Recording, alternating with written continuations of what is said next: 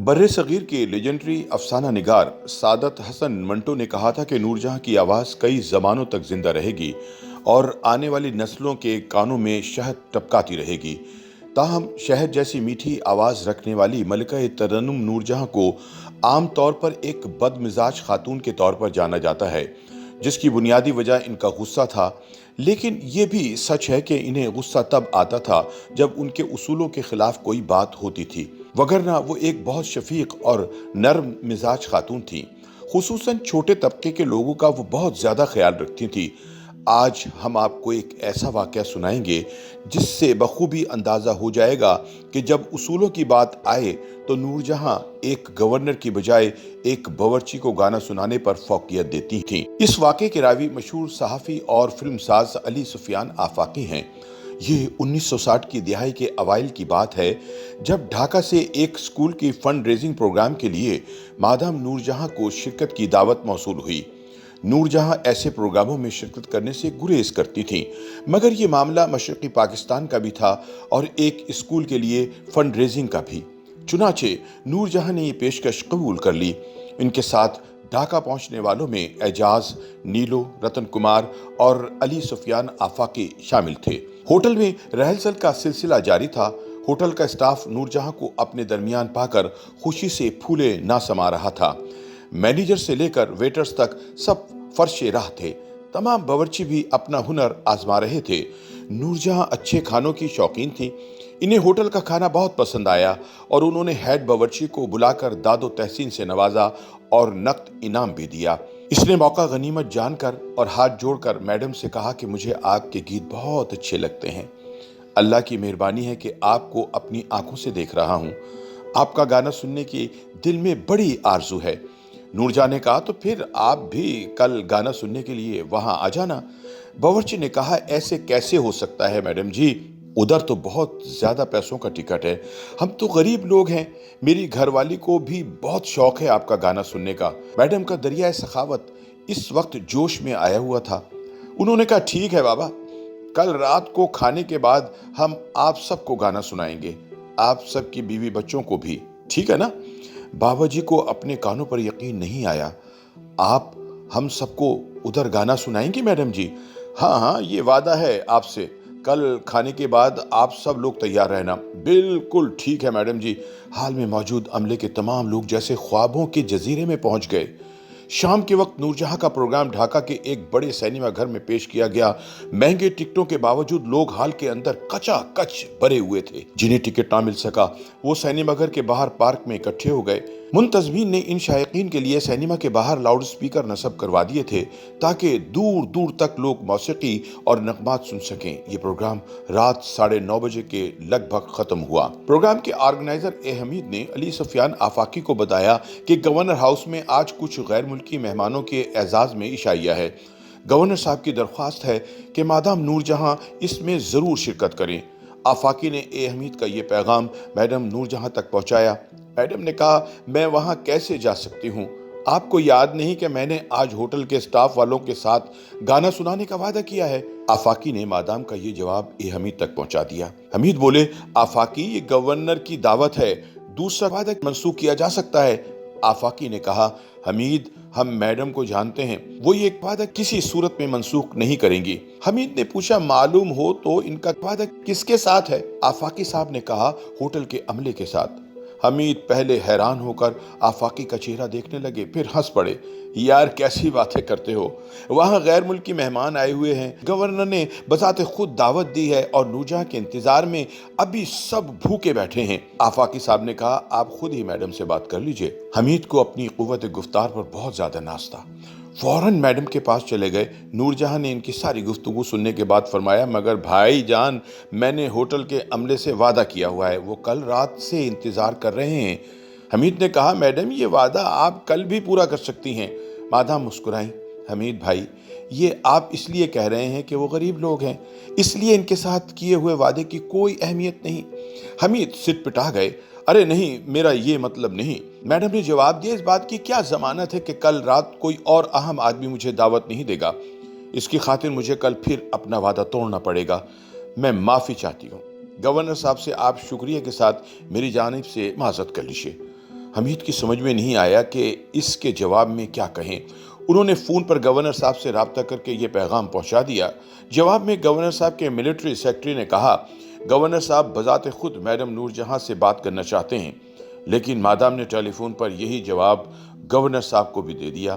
وہ بیچارہ ہکا بکا رہ گئے، مگر پھر انہوں نے اصرار نہیں کیا۔ ہوٹل پہنچ کر میڈم نے کھانا کھایا اور ہال میں پہنچ گئیں۔ اسٹیج پر قالین بچھے ہوئے تھے اور طبلہ، ہارمونیم وغیرہ رکھے تھے۔ سارے ہال میں اسٹیج کے رخ پر سینکڑوں کرسیاں بچھا دی گئی تھیں۔ مادام کو یہ سب کچھ بہت اچھا لگا، لیکن جب وہ اسٹیج تک پہنچی تو دیکھا کہ اچانک چاروں طرف سے خوش لباس لوگ ہال میں داخل ہونے لگے اور دیکھتے ہی دیکھتے ہال کی تمام کرسیاں پر ہو گئیں۔ بات یہ ہوئی کہ ہوٹل کی انتظامیہ نے اپنے خصوصی جاننے والوں کو اس پروگرام میں مدعو کر لیا۔ خوش پوش، خوش حال مرد قیمتی زر برق ساڑیوں، میک اپ اور قیمتی زیورات میں لدی پھندی بیگمات مسکراتی ہوئی میڈم کی طرف دیکھ رہی تھی اور خود ان کی زبانی ان کے سامنے بیٹھ کر ان کے نغمات سننے کی زندگی بھر کی حسرت پوری کرنے کی لیے پر امید تھیں۔ میڈم کے چہرے پر غصے کے آثار نمودار ہو گئے۔ انہوں نے پوچھا، یہ کون لوگ ہیں؟ مینیجر نے آگے بڑھ کر کہا، یہ شہر کے معزز اور ممتاز لوگوں کے اہل خانہ ہیں۔ یہاں انہیں کس لیے بلایا گیا ہے؟ میڈم نے ناراضگی سے پوچھا۔ جی وہ میں مینیجر گڑبڑا گیا۔ میڈم کا موڈ ایک دم بگڑ چکا تھا۔ آپ نے کس سے پوچھ کر انہیں یہاں بلایا؟ میں نے ہوٹل کے عملے کو گانا سنانے کے لیے وعدہ کیا تھا، وہ مجھے کہیں نظر نہیں آ رہے۔ مہربانی فرما کر آپ ان سے کہیں کہ یہاں سے چلے جائیں۔ جی۔ مینیجر کو اپنے کانوں پر یقین نہیں آیا۔ مگر میڈم، یہ میرے مہمان نہیں ہیں اور نہ ہی میں نے انہیں بلایا ہے۔ پھر وہ حیران و پریشان مہمانوں سے براہ راست مخاطب ہو کر بولی، دیکھیے مجھے افسوس ہے کہ آپ کو غلط بتایا گیا۔ آپ لوگ مہربانی فرما کر ہال خالی کر دیں پلیز۔ چند لمحوں خاموشی رہی، پھر سب لوگ سمجھ گئے کہ میڈم نور جہاں جو کہہ رہی ہیں اسے منوا کر بھی رہیں گی۔ غصے اور شرمندگی سے ڈھاکہ کی ہائی سوسائٹی کے خاندانوں کے رنگ اڑ گئے، مگر میڈم کی بات مانے بغیر چارہ نہ تھا۔ ایک ایک کر کے تمام مہمان ہال سے رخصت ہو گئے، تمام کرسیاں خالی ہو گئیں تو میڈم نے بلند آواز سے پوچھا، اسٹاف کے لوگ کہاں ہیں؟ برآمدوں اور راہداریوں میں ٹھٹکے ہوئے عملے کے لوگ سامنے آ گئے۔ ان میں باورچی، بیرے، صفائی کرنے والے، چوکیدار، سیکیورٹی والے، ٹیلی فون آپریٹر سبھی شامل تھے۔ آپ لوگ تشریف رکھیے اور اپنے گھر والوں کو بھی بلا لیجیے۔ میڈم کو پہلے ہی پتا تھا کہ ہوٹل کے اسٹاف کے گھر والے بھی اسی احاطے میں واقع کوارٹروں میں رہتے ہیں۔ کچھ دیر میں ہال کی تمام کرسیاں بھر گئیں۔ ہال کی بیرونی بڑی کھڑکیاں کھول دی گئیں۔ جن عورتوں اور بچوں کو کرسیوں پر جگہ نہ مل سکی وہ کھڑکیوں میں کھڑے ہو گئے۔ ہر ایک کا چہرہ خوشی اور فخر سے دمک رہا تھا۔ زرق برق لباسوں کی جگہ پرانے اور سادہ لباسوں نے لے لی تھی، مگر ہال کی رونق اور روشنی میں کئی گنا اضافہ ہو گیا تھا۔ میڈم نے اسٹیج پر جگہ سنبھالی، سازندوں نے اپنے اپنے ساز تھمالے۔ بنگال کے سب سے بڑے موسیقار سنبل داس نے ہارمونیم کے سر چھیڑے اور آفاقی سے کہا، مسٹر آفاقی، ایسی عورت دنیا میں کوئی اور نہیں ہوگی، مجھے پورا یقین ہے، شی از ریئلی گریٹ۔ میڈم نور جہاں اس روز بڑے اچھے موڈ میں تھیں۔ انہوں نے بابا جی یعنی ہیڈ باورچی سے دریافت کیا کہ بولیے کون سا گانا گاؤں۔ بابا جی نے فوراً انمول گھڑی کے گانے کی فرمائش کر دی اور میڈم نغمہ سرا ہو گئیں۔ آواز دے کہاں ہے، دنیا میری جواں ہے۔